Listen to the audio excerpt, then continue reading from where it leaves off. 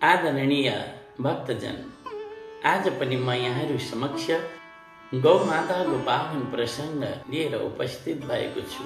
हामी सबै वैदिक सनातन धर्मावलम्बीहरूकी आराध्य देवी गौमाता, जसका शरीरमा सम्पूर्ण देवी देवताहरूको वास हुन्छ, यस्तै पवित्र जननी गौमाताको यो पावन सुक्त म यहाँहरूलाई निवेदन गर्न गइराखेको छु। 4 वेद 18 महापुराणहरूले गाईको महिमाको गान गरेको छ। त्यसमा पनि विशेष गरेर यो ऋग वेदले गाईको स्तुति गान गरेको हुनाले म यहाँहरूलाई यो निवेदन गर्न गइराखेको छु। ऋग्वेदको 10औं मण्डलको 169 सूक्तमा गौ महिमाको व्याख्या गरेको पाइन्छ।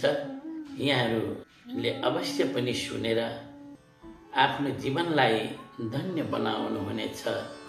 हरे ओम मय भूर्वातो अभिवादोस्रा अर्जस्वती रोषधीरा ऋषन्ताम् पिबस्वतीर्जीवधन्या पिबन्त्ववसाय पदवते रुद्रमेण।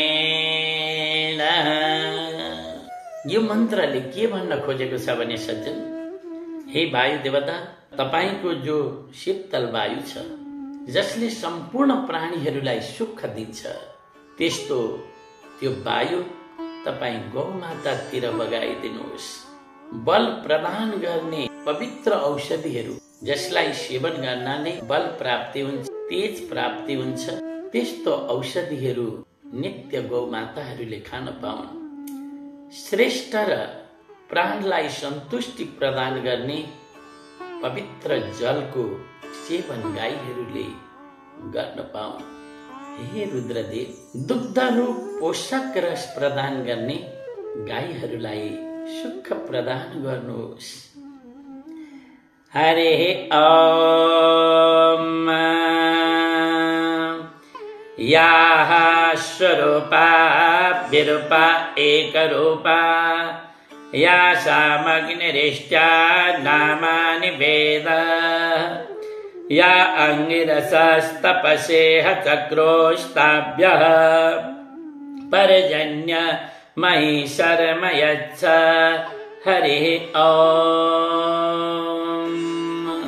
एउटै रूप, एउटै रंग, विभिन्न वर्ण र अनेक आकृति भएका गाईहरूलाई अग्नि देवताले चिन्नुहुन्छ। हे पर्जन्य, अंगिराका तपस्याका साधनाले उत्पन्न गरेका गाईलाई सुख प्रदान गर्नुहोस्। हरि ओम या देवेशो तन्वमैरयन्त यासां सोमो विश्वरूपाणि वेद ता अस्मभ्यं पयसा पिन्वमानाः प्रजावतीरिन्द्रगोष्ठेरिः। हरि ओम। जुन गाईहरूले देवयज्ञको लागि आफ्नो शरीरबाट दूध प्रदान गर्दछन्, सोम देवता, जसका दूध आदि रसहरूको ज्ञाता हुनुहुन्छ, आफ्नो दूधद्वारा पोषण प्रदान गर्ने गाईहरूलाई श्रेष्ठ सन्तान युक्त बनाएर हाम्रो गौशालामा पठाइदिनुहोस्। हरि ओम प्रजापतिर्मह्यमेतारराणो विश्वैर्देवै पितृवे संविधानः सेवा सतीरोपणो गोष्ठमाकस्तासां वयं प्रजया संसदेम। हरि ओम। यो श्लोकले गौ माताको रक्षा प्रति प्रार्थना गरेको छ। देवता र पितृहरूले परामर्श गरेर प्रजापतिले उत्तम गाई हामीलाई प्रदान गरेका हुन्। यी सबै गाईहरूलाई कल्याणकारी बनाएर हाम्रो गौशालामा पठाउन्। तिनीबाट सन्तान र दुध पाएर हामी वैभवशाली बन्न सकौं। यो श्लोकले यसरी व्याख्या गरेको छ। यहाँहरूले श्रवण गर्नुभयो, धेरै धेरै धन्यवाद।